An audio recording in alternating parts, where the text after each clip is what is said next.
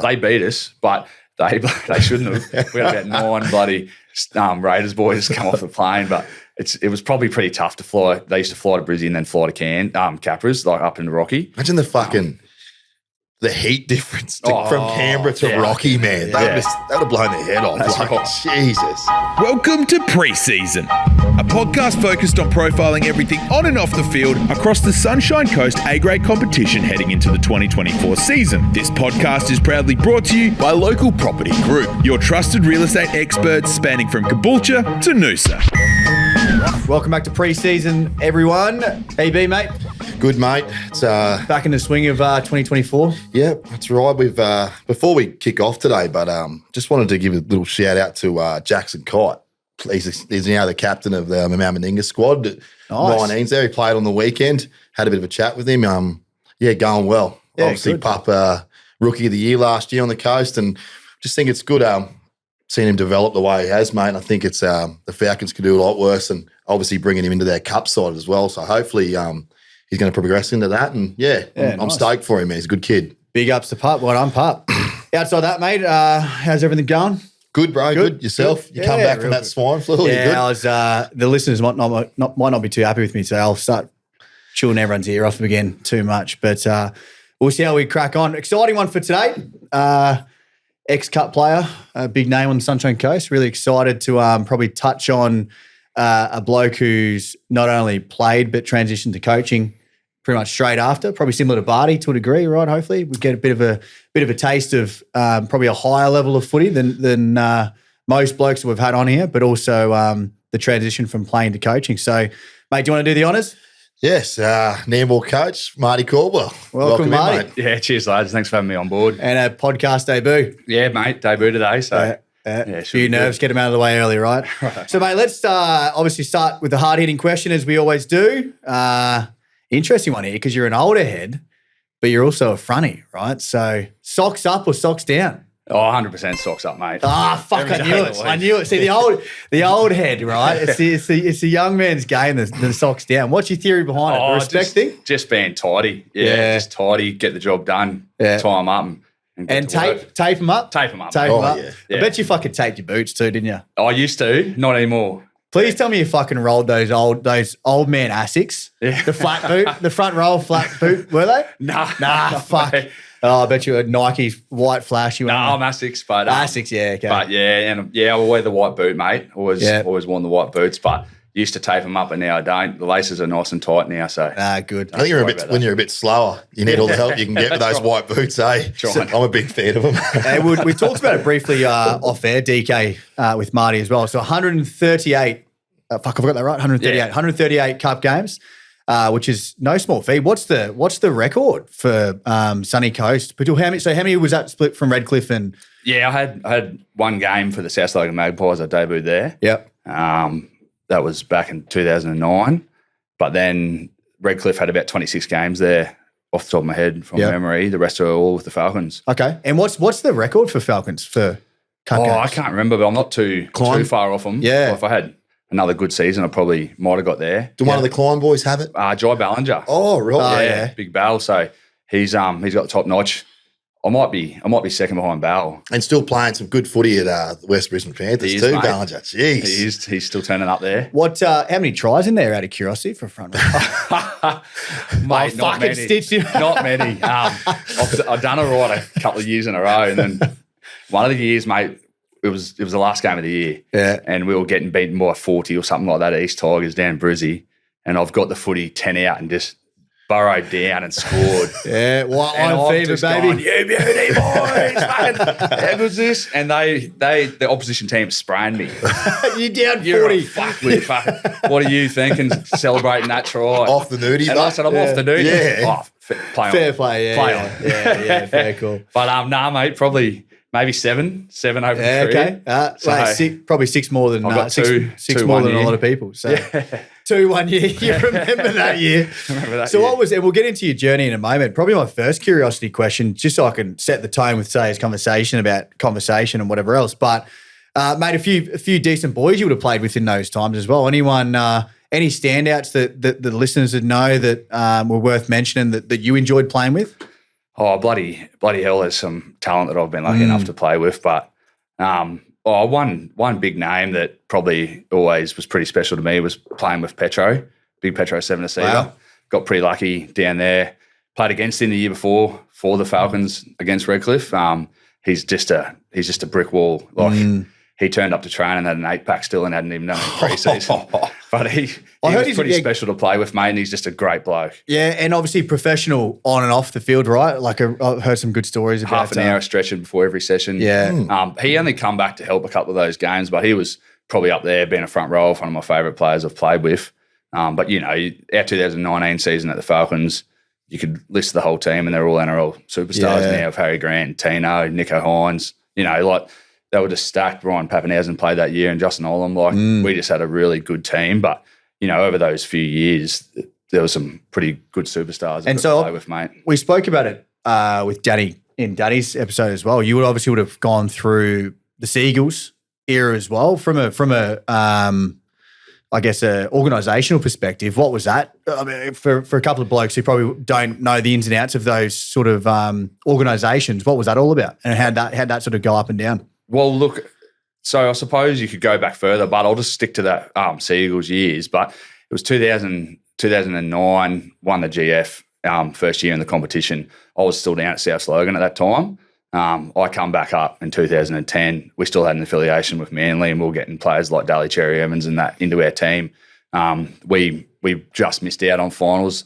Now, we played finals and got knocked out early, missed out on the grand final by a week that year. But then 2011, bang, the Sea Eagle system just drops out.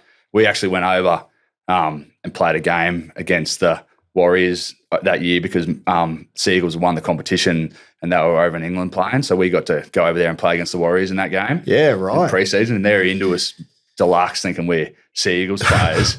And we got I think Conrad O'Rell scored 4. It's just like they just absolutely give it to us. But we had no affiliation with Sea Eagles then. Yeah. And that was a pretty tough step up for, you know, we had a fair few players that we've, you know, played a fair bit of cup in the system still in our team, but we still had a lot of young boys coming through that, you know, probably weren't ready for Q Cup yet. Yep. But took that step up, and credit to probably creating a bit of the history of what the club's all about now at the Sea Eagles, or Falcons now, sorry. You know, didn't matter who we were playing and what we were playing against, we were gonna try and rip their heads off. You know, we were gonna try and do a job. And that probably is the backbone of the club and why the club probably has bounced off success off the back of those years anyway, I feel.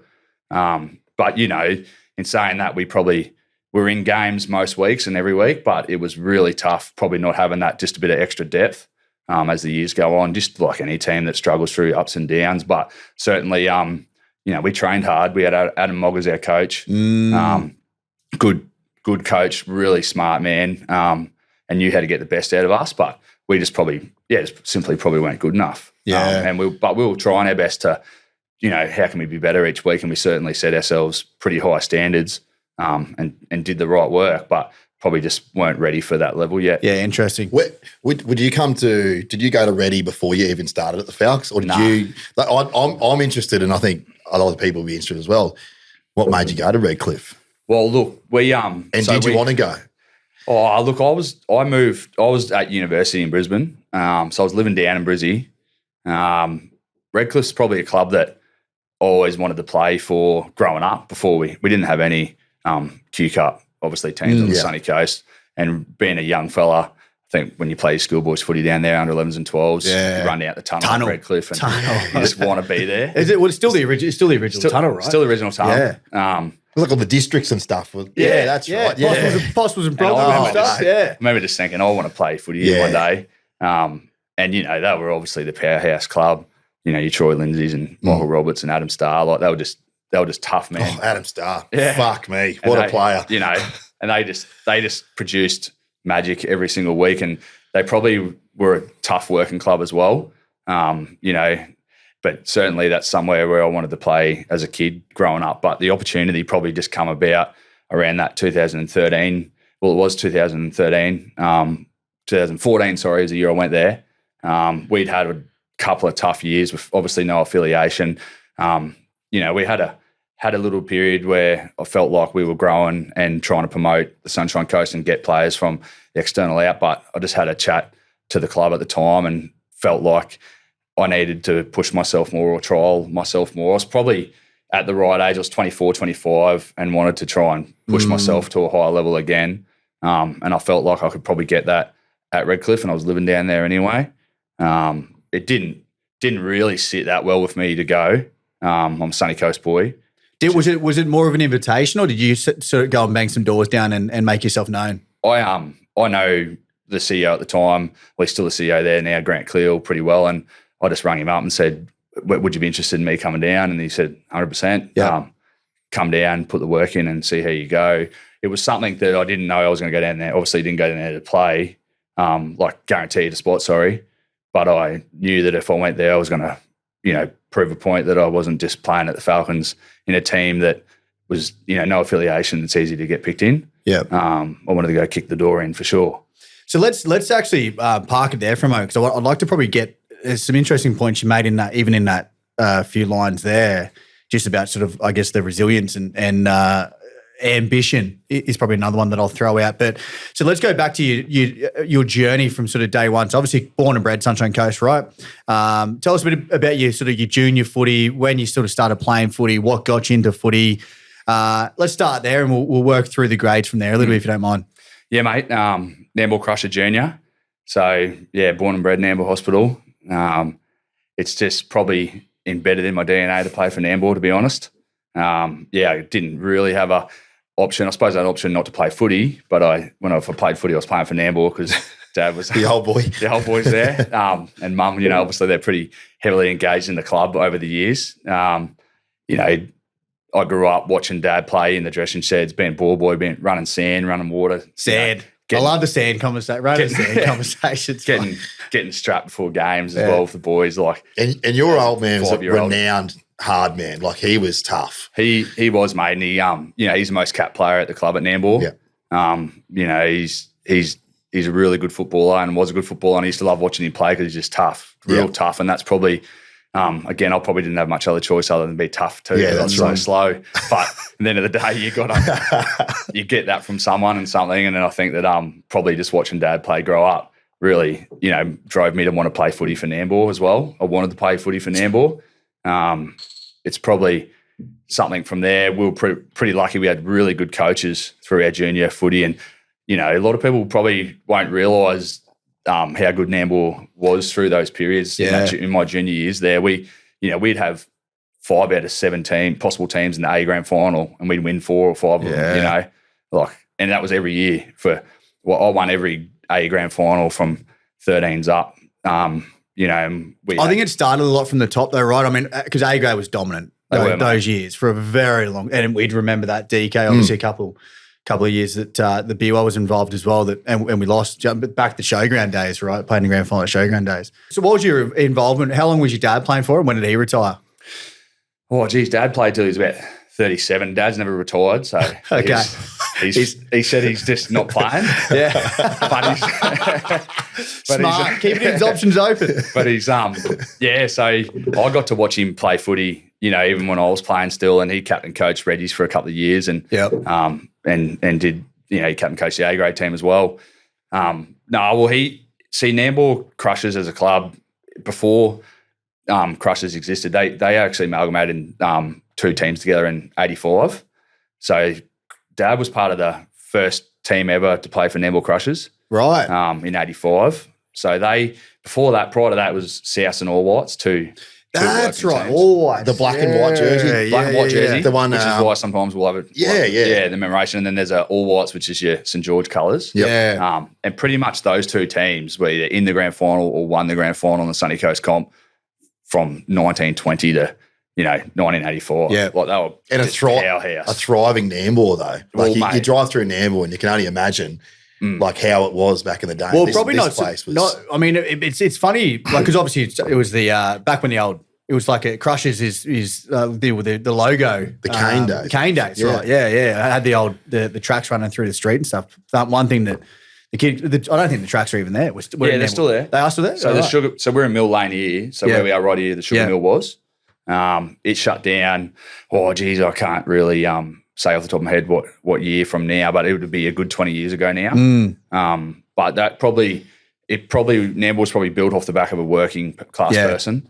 The hospital was here, council chambers, everything major was probably infrastructure-wise was in Nambour. Yep. You got the big pineapple, but we had everything happening around Nambour. But to be quite frank about it, Nambour was the central hub of the sunny coast, and South and All Whites, talking about them just earlier.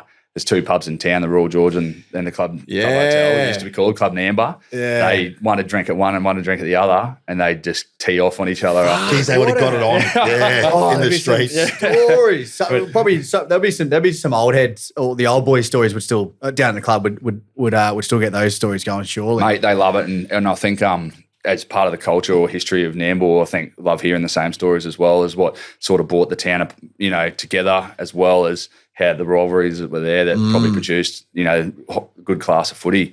They started in 85. They made the grand final their first year, and then they lost that but, and then they won 87, 88. And going back to probably why I got a long way around to get that end of that story, but there's a photo downstairs in our bar room that Dad's got there. He's got all his footy stuff up, and he's holding my older brother, and in the photo, like just after he's won the grand final as a baby, he's born that year. Jeez. And that just probably something that as a kid I just wanted to be. Gives me goosebumps even hearing that, man. Be that man one day holding my son in the premiership. And that's what you play footy for, isn't it? Unreal. Yeah.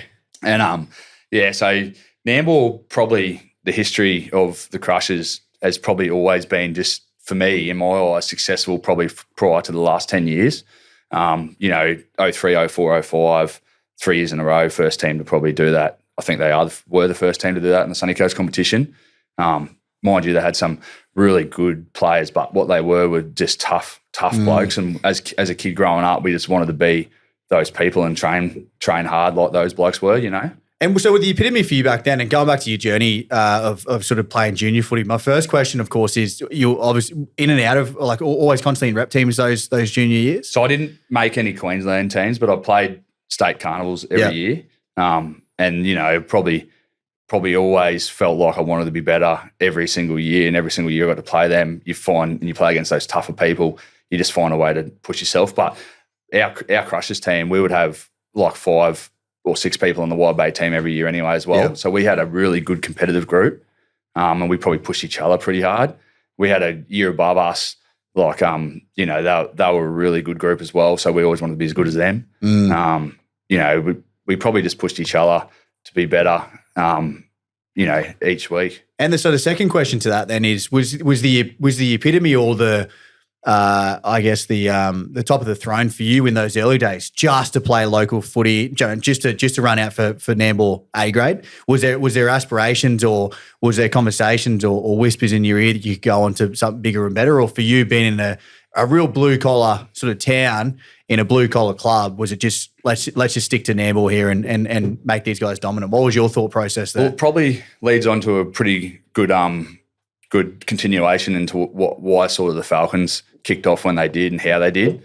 I was growing up through that period, and we had a really strong football groups, like I said. We probably all we ever knew was to play A grade for Nambour. That's all we wanted to do. I probably was oblivious to, I wanted to play Queensland Cup. Like, I knew that was something to me, and obviously I loved NRL, and I never really thought 100% that you play footy and you want to play NRL, but every kid would, I'm sure. But like, to me, I felt like Queensland Cup would, if I could play one Queensland Cup game, that would be something that would be epic for me to be able to do as a kid. Yeah. Obviously you still want to play NRL and push yourself to be that better person, but certainly that was something that, I wanted to do, was play Queensland Cup and play A grade for Nambour. But we probably didn't have much opportunity up the sunny coast unless you moved to Brisbane. So that's the inaugural year. So I played the inaugural year for the Falcons in 06. I was 16, 17 at high school still. We played in the under-19s there for the Falcons, and that was the first year that the Falcons had a team in the Brisbane competition, and that pathway was there for my age group to not have to move to Brisbane. So we were pretty lucky, and Dad was probably a big pusher for that. You forget how recent it was, hey? Were they playing in the BRL there? So we played in the BRL, the Folks Cup. So it's not the BRL. It was basically similar to the BRL. So BRL still had its own competitions, but it was called the Folks Cup. And then the Colts was the Colts Cup. But the Colts Folks Cup. But it was still separate to BRL, but its own sort of spin-off competition where all the Brizzy teams were in it, but you still had your Gold Coast, your Ipswich and all that in there. And that was a really good competition. So how many years of that was it? So I played in that 06, 07, and then I linked with the Raiders down to South in 08, 09. Yeah. Still all through the Colts. But that was probably the first opportunity to not have to go to Brisbane to play a high level of football. Yeah. There was no 20s then. A smart decision by the Sunshine Coast, obviously, especially Massive. Your old boy saying like your Nambour side was guns. Yeah. Like they needed somewhere to go. Otherwise we're going to lose these blokes. Like if they aspire to be better, they have to go to Brizzy. Yeah, that's right. And I think it just was something that, a lot of local people realise that we want to keep these people on the sunny coast. But, in hindsight, still though, I still moved to Brisbane. Yeah. But I went down there. That's when I first started. Not for footy originally, though. Yeah. Big Mark Tukey, he was the coach of Big Tukes. He was the coach of the Colts. And he sort of hit me up.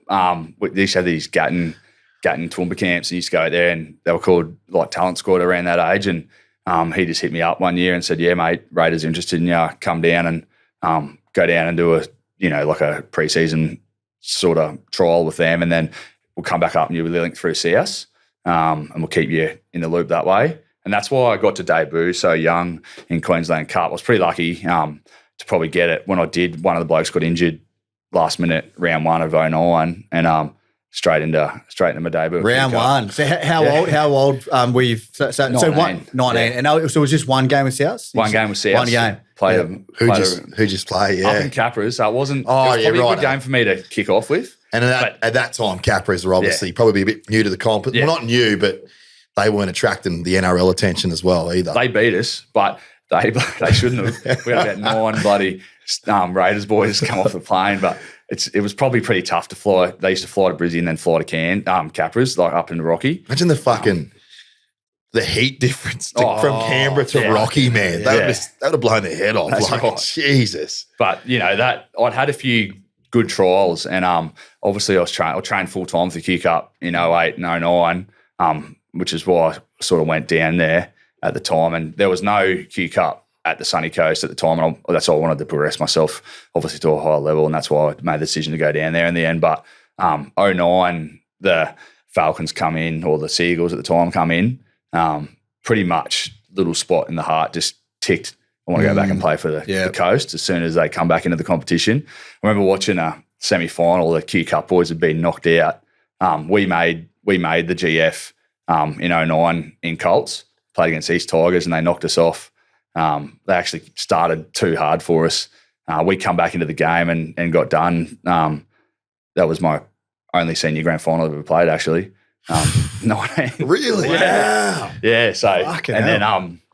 then so we got done on that, and then I remember cheering because Sunny Coast won, and the boys are all into me. What are you fucking cheering about? We just lost, and they beat us last week. That should be us winning that GF. And but I just knew where my heart was, so that's why I come back to Sunny Coast. And what is for the people who are naive about all this stuff, me being one of them? How does that come about as well? I mean, obviously we're aware of how NRL transfers and player movement comes about, but how simple is it for you to go into? Because you would have been gone from South to Redcliffe, correct? In that point? No, so I went South back to Falcons. Oh, South back to Falcons. Okay, so we'll park the Redcliffe moment for a moment. Then so South back to Falcons. How does that conversation come about? Do you have to talk to people? Do you have to sort of request it, or do you just go and train and trial and go from there? You can train trial, certainly. Or is it because they're linked with the Raiders, and obviously you were going there to try and progress to NRL Canberra. Was there no more interest there, or? Oh yeah, so they basically earmarked me to go there for that, like as a bit of a pathway for it. But certainly you got no spot until you rip in, which is any opportunity that you get. But certainly there's a lot of people that turn up for they'll have an open. So you turn up first session and you might have 60 people there and they just tear shreds off you. Like they just keep running to the car park, boys. 60 you don't want to be here, you quit. And you just think, fuck. 60 turns into 40 real quick. And then the boys, the big fellas just, normally they're the first out. So, because what is it? It's early November, right? Or late, like it's early. You've only just finished the season before and you get a couple of weeks off. Yeah. And this is what 09, something like that, or a bit earlier. 08. And there's not much like player welfare going on back then. It's like they just wanted to break you. Cash you later. That's literally how it worked. And some of those sessions you just think, how did you survive it? But you just get good at switching your mind off and just don't worry what your body's, don't listen to your body, just switch your mind off and go. Well, I'm going to interrupt you in there because I think it's important to mention in those environments, if you've got a group of blokes around you that you know well and you've played footy with in the past, that'll generally get you through it. And I think this pays a lot of credit now as well to because I went to one of those train trial days at Sunny Coast. For back in the Colts days, I did one session. I was like, fuck this, I don't know, and getting out of here. But coming back to Cedo, right? Imagine Cedo going down to Newcastle, right? In those environments, not knowing anyone. Tough environment to be in. And probably in your South days as well, you wouldn't have known a lot of boys down there, if any, I would assume as well. So you just got to go in there and it's mind over matter a lot of the time, right? You're just pushing yourself through it and building resilience and whatever else. And at an early age, it's a pretty difficult thing to do. Probably more so for the kids these days. Probably not built the same. Imagine making your debut at Q Cup and 9 Raiders players get off the off the plane. You're just like, and you're 19 going, holy shit, just shaking their hands like it was unreal. Autograph. Yeah. No, it was a pretty special time. But I think, I suppose you have an end goal and you want to be part of, that group of people, and you want to be not the person that gives up and lets the group down, because they don't just punish the single person that doesn't make a time in fitness and things like that. They punish everyone, and I suppose you create that culture. Yeah. So that was obviously your call coming back up to Coast that year, and mate. Yeah. And so let's go from there. What do those next few years look like, and then how'd the Redcliffe sort of thing come into it? So 2010 played a fair bit of reserve grade, so Folks Cup at that time, and same thing. We was just stacked with Sea Eagles players every week, and probably sort of learnt my trade a little bit in playing A grade every week in the Folks Cup at the time. Yep. Which was really good for me to do at being only 2021, and felt like that created a lot of toughness about me at the time, because we were playing some really stacked Brisbane teams at the time too that had a lot of old heads in them. So it was a good level of footy. It was a really tough competition, and certainly it hardened me up a fair bit those couple of years there. But 2011 comes around, no Sea Eagle affiliation, and I've probably grown a fair bit in my footy, and that's when I started kicking on in Q Cup, playing big minutes too. Adam Mogg was our coach that year. Then we probably just had to fight every week, and that's probably what, like I said, created that resilience in the football club's backbone. I feel during those years where it was doesn't matter who we play against or what opposition or what names are in the other team. We were going out there to rip in, and that's probably something that, personal battle as well during those periods, because when you're getting beaten by so much, the back end of games, there's only so much that you can cop of that.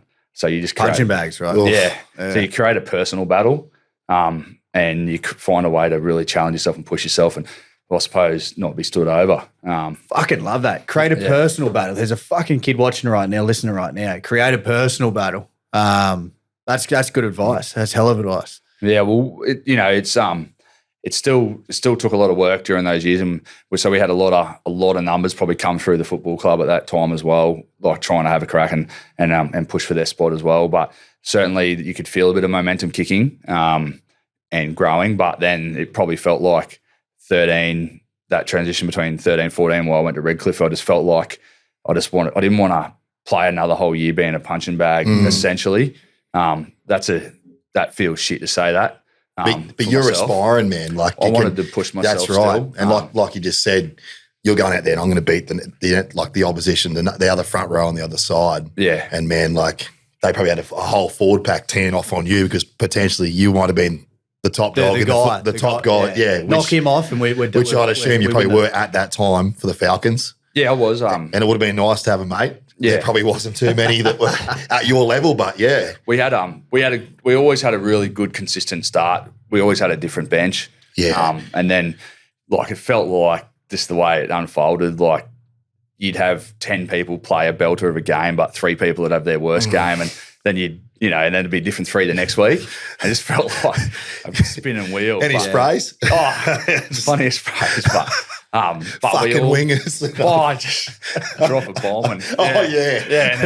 And you're playing fucking 70 minutes in the middle. Yeah, but it certainly we had a tough group, and you can't take anything away from anyone that pulled that jersey on.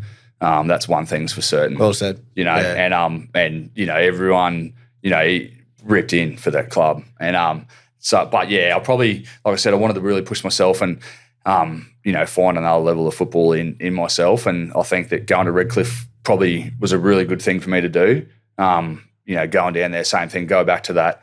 I got to prove myself as a player. How old are you at this point? 25 maybe. Okay. Yeah. So coming into probably your peak. Starting to feel good. Yeah. Starting to feel really strong and through contact and that you can carry yourself through contact better. Just little things like that. It's hard to explain that unless you play footy. Been there and lived it. Yeah. And you play footy, like you tackle someone and you think, hey, I'm not moving him. How the hell aren't I moving this person when you're wrestling with them? And then you get to a certain age and you're just moving people where you want to put them.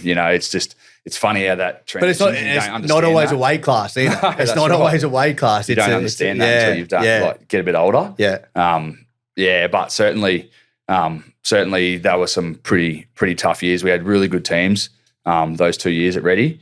Probably unlucky to not do better than what we did those couple of years, but Redcliffe was probably going through a little transition period as well, building to their success over the last couple of years. They had a little period where they probably were a bit flat with their results for their Redcliffe's expectations. But, you go to Redcliffe and we have a meeting and they're bringing up, statistics on how many people go through the leagues club when the team's winning games. Things like that get standards, man. Yeah, you're getting an idea on business and how organisations are running. That's right. That's early days. That's gone. Yeah, that's like. And they're putting it on you boys too. Play better footy. Play you won't be footy. here next year, lads. Yeah. And they drove a high standard, but the culture at Redcliffe is a really tough culture, like a really defensive based club, and pride themselves on being historically really tough defenders. So that's a good insight, man. Yeah. That is so cool, eh? They drove that, but even the old boys had come in, training sessions, dressing sessions before game, after.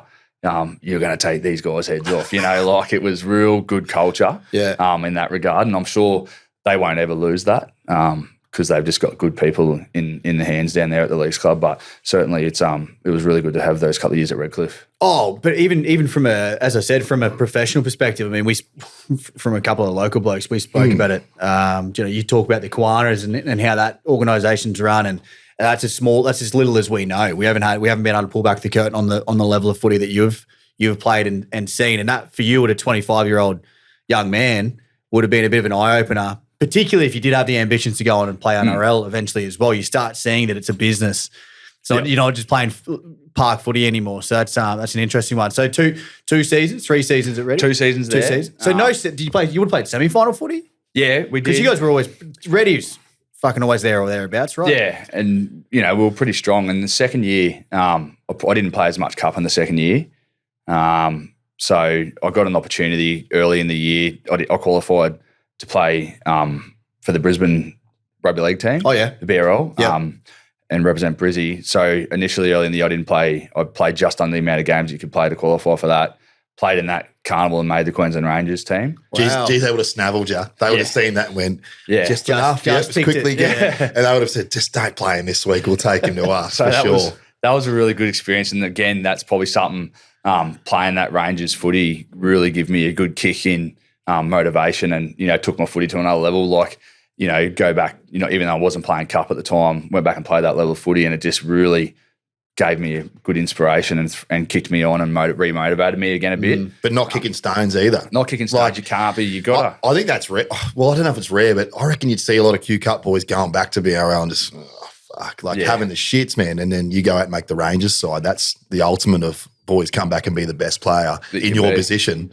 Like, that's just fucking credit to you, man. You know, I think that you're not happy about it. And I got dropped plenty of times from Q Cup. You know, I played a lot, but I certainly got dropped a lot. It's part of all footy. those nights out. Yeah, nah. Party Marty. Nah, we change the topic here? No. Change the topic Later on. We'll get later on.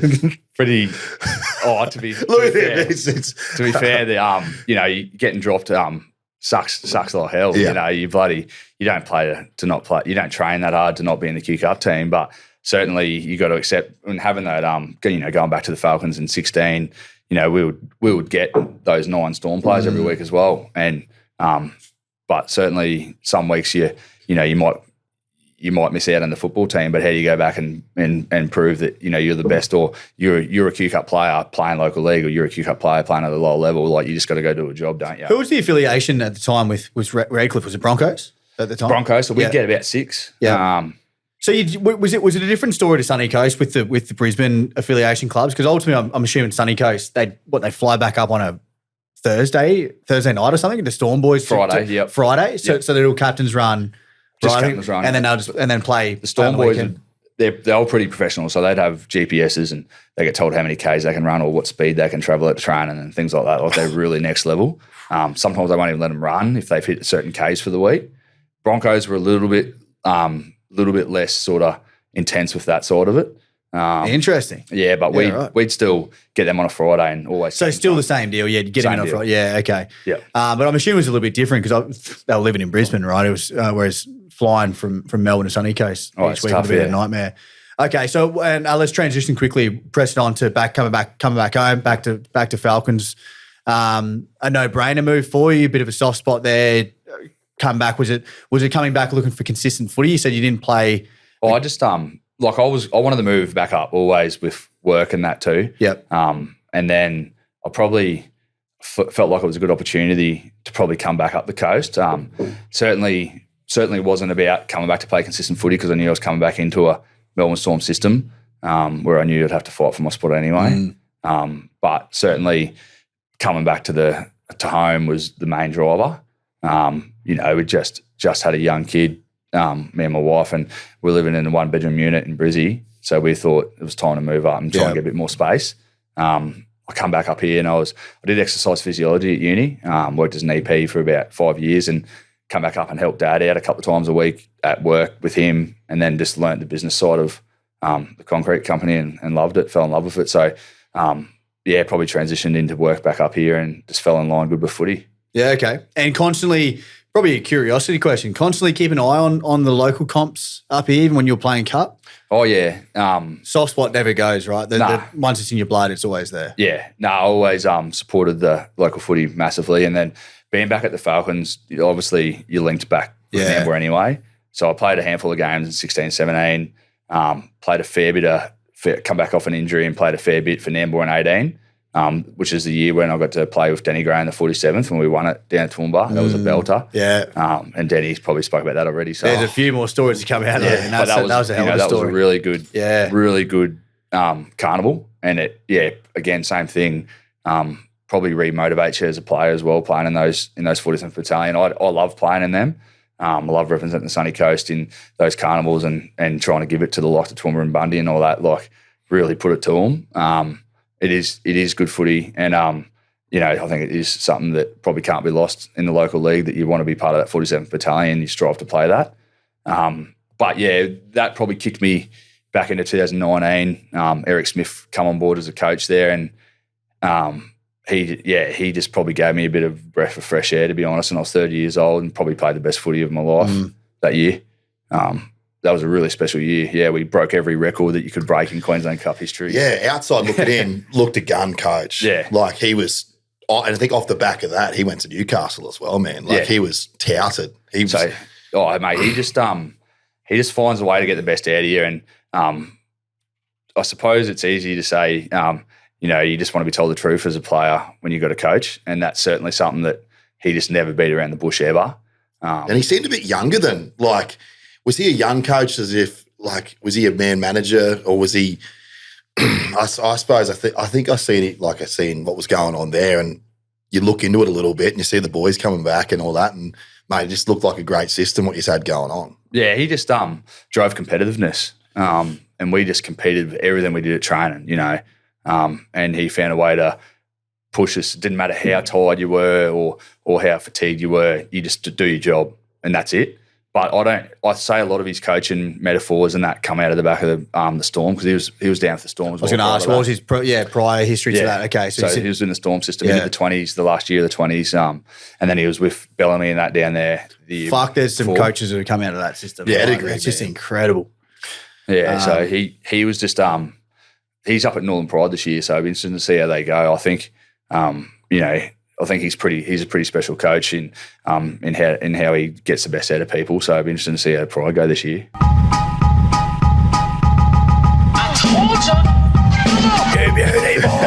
How good's this? The opposition team spraying me. You're down 40. Fuck. What are you thinking? Celebrating that try Off the nudie. And I said I'm off the nudie. Yeah. Oh, Fair play. Yeah, Play on. Yeah, fair cool.